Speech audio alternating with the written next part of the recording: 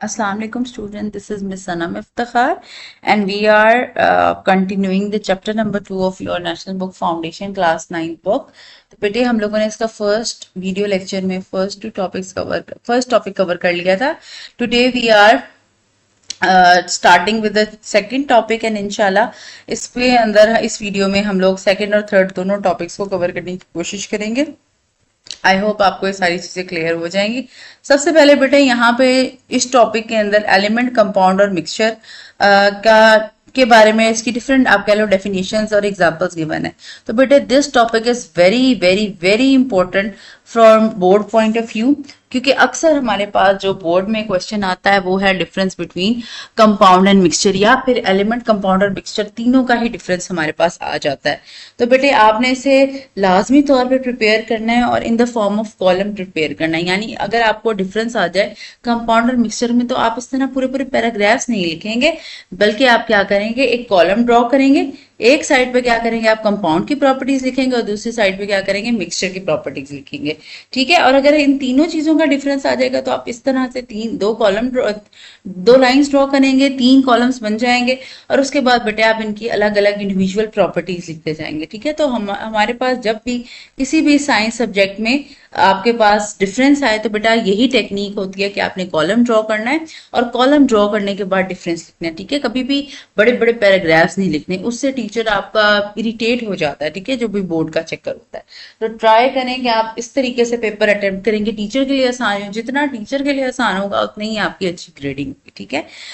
Matter can be described with both physical and chemical properties. Matter can be classified, एक है बेटा pure substances और दूसरा है हमारे पास मिक्सचर. अब वो कहते हैं प्योर सब्सटेंसेस दो तरह के हैं, कंपाउंड और एक एलिमेंट. इसका मतलब है सबसे पहला डिफरेंस तो ये हो जाएगा कि हमारे पास एलिमेंट और कंपाउंड प्योर सब्सटेंस है और मिक्सचर क्या होते हैं, इम्प्योर सब्सटेंस है.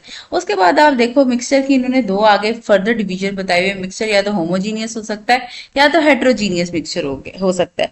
और उसके बाद उन्होंने ये बताया हुआ है कि हेट्रोजीनियस मिक्सचर क्या है, कोलाइड और सस्पेंशन से बना हुआ है. इसका मतलब है अगर हम, आई होप के नेक्स्ट पेज पे इसकी डायग्राम पिछले, हाँ जी ये यहाँ है. अब सबसे पहले बेटा आप देखो यहाँ पे मैटर गिवन है. ठीक है. मैटर के अंदर दो चीजें, एक प्योर सब्सटेंस है और ये इम्प्योर सब्सटेंस को आप क्या कह सकते हो, मिक्सचर भी कह सकते हो. नेक्स्ट वो कह रहे हैं प्योर सब्सटेंस के अंदर एलिमेंट है और दूसरी चीज क्या है, कंपाउंड. अगर बेटे हम मिक्सचर को देखें तो दो तरह के मिक्सचर हैं, होमोजीनियस मिक्सचर और हेट्रोजीनियस मिक्सचर. अगर हम होमोजीनियस मिक्सचर की एग्जांपल देखें तो यहाँ पे सोल्यूशन लिखा हुआ है और हेट्रोजीनियस मिक्सचर की एग्जांपल में कोलाइड्स और सस्पेंशन लिखा हुआ है. अगर हम फर्दर इसे देखें तो सोल्यूशन तीन टाइप के हैं, saturated solution, unsaturated solution and super saturated solution. So बेटे ये क्लासिफिकेशन ऑफ मैटर वाला ही टॉपिक है जो यहाँ पे गिवन है. यानी यहाँ पे in the form of table, in the form of mind map given है और वहां पे क्या है, that is present in the form of paragraph. तो बेटा अगर आप इसको भी अच्छे से अंडरस्टैंड कर लेंगे तो आपके लिए वो सारी चीजें समझना काफी इजी होगा.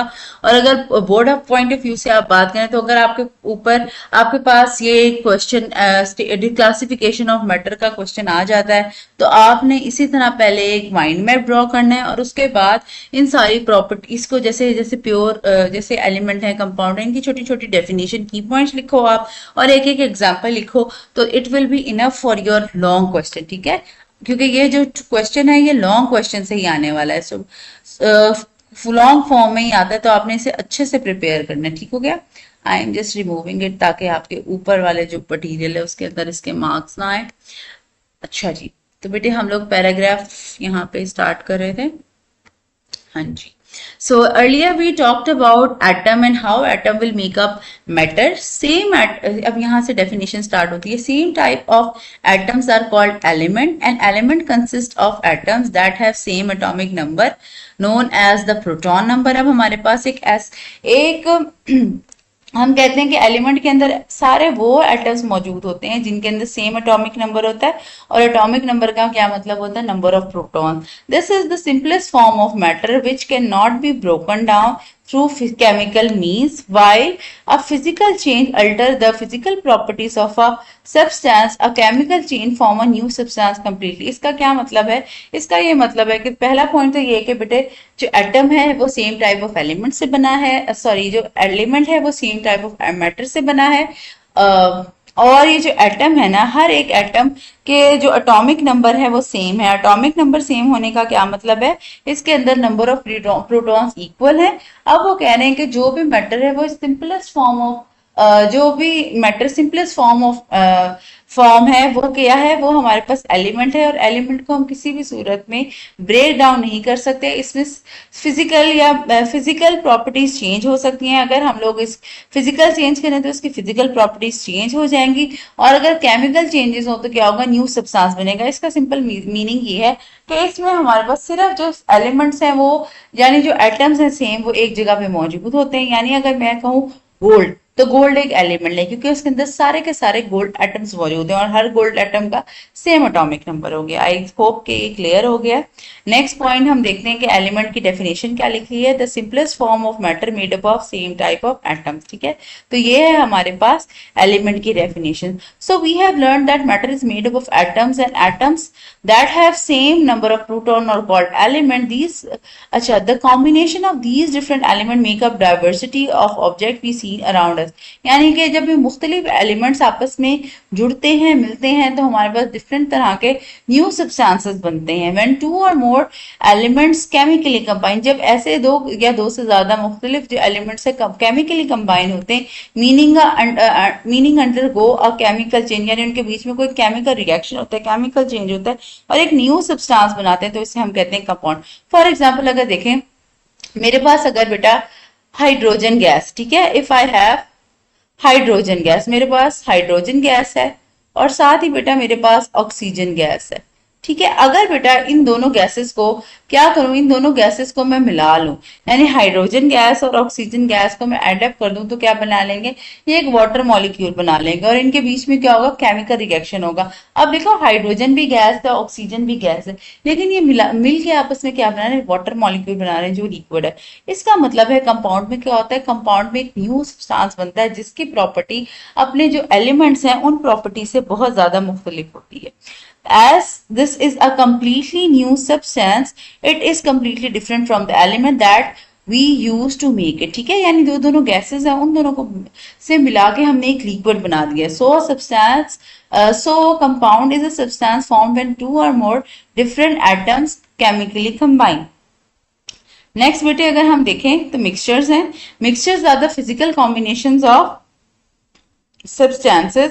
A mixture that does not contain the same type of a mixture that does not contain the same type of particles.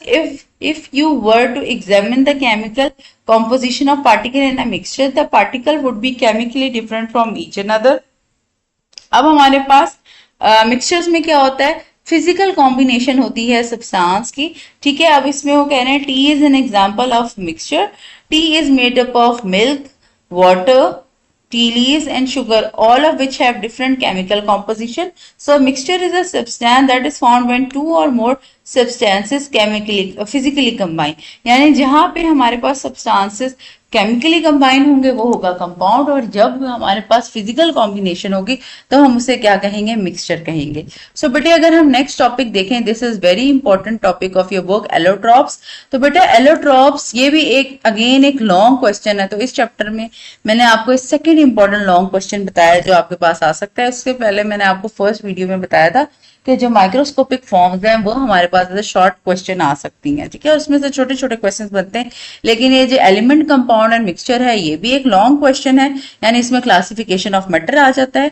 और ये जो सेकंड क्वेश्चन है, सेकंड पॉइंट है हमारे पास एलोट्रॉप्स वाला, ये तो बेटा फुल फ्लैश लॉन्ग क्वेश्चन है, और ये बहुत इंपॉर्टेंट भी है और बहुत ज्यादा ईजी भी है। तो एलोट्रॉप्स क्या होते हैं बेटे? एलोट्रॉप्स हम उससे कहते हैं अगर हमारे पास एक ही एलिमेंट है, वो डिफरेंट स्टेट्स ऑफ मैटर में एग्जिस्ट कर रहा हो, डिफरेंट फिजिकल स्टेट्स में एग्जिस्ट कर रहा हो, तो हम उन्हें उस फिनोमेना को कहते हैं एलोट्रॉपी, और ये जो सब्सटेंसेस एग्जिस्ट करते हैं इन्हें हम कहते हैं एलोट्रॉप। तो बेटा यहाँ पे आपकी बुक के अंदर हम लोग एलोट्रॉप्स ऑफ कार्बन को स्टडी करेंगे। So the property of an element to exist in different physical state is called as allotropy. These different form in same physical states are called as allotropes. यानी हमारे पास एक element है वो मुख्तलिफ physical form में अगर exist करे तो हम उसे कहते हैं एलोट्रॉप्स, और अगर उनके सेम फिजिकल उन्हें हम उस फिनोमेना को हम कहते हैं एलोट्रॉपी. और ये जो सब्सटेंसेस डिफरेंट फॉर्म में मौजूद हैं तो ये क्या है, एलोट्रॉप्स हैं.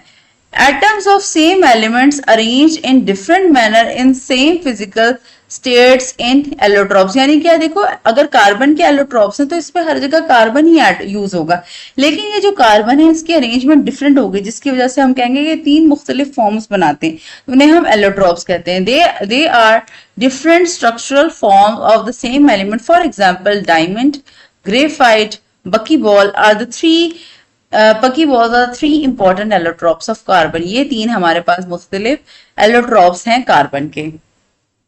अब बेटे सबसे पहले है ग्रेफाइट.